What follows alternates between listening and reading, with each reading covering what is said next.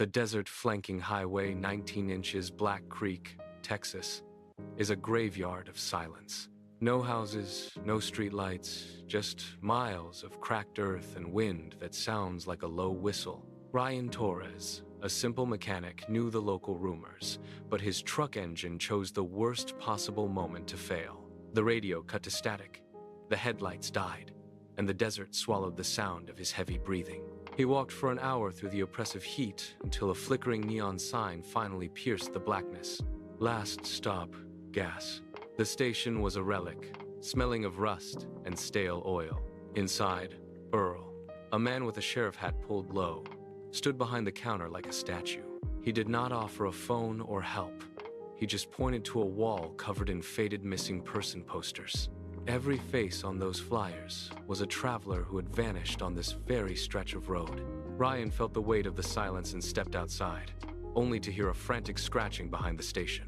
He rounded the corner to find a woman, her clothes torn and stained. She grabbed his arm, her grip bruising. "They don't let anyone leave," she hissed.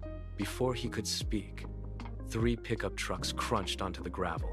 Men stepped out, carrying shotguns like extensions of their own arms. Earl locked the front door from the inside, trapping Ryan. The mechanic bolted for the back exit, but he stopped dead. The floor was littered with wallets, driver's licenses, and suitcases, the remains of dozens of people. He smashed a window with a heavy wrench and sprinted into the dark. Gunfire tore through the night, kicking up dust at his heels. He scrambled through a dry riverbed, his lungs burning, until he collapsed beneath the rusted skeleton of a windmill. The woman was already there, shivering.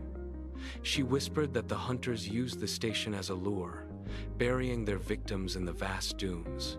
As the men closed in, their flashlights cutting through the dark like search beams, Ryan spotted a leaking pipe from an abandoned oil pump. He struck a flare from his kit and tossed it into the fuel. The explosion was deafening.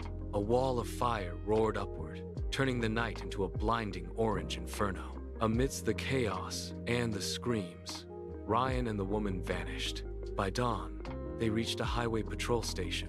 When the authorities finally returned to the site, they unearthed a nightmare of shallow graves. The story of Black Creek became a national tragedy, but the desert keeps its secrets well.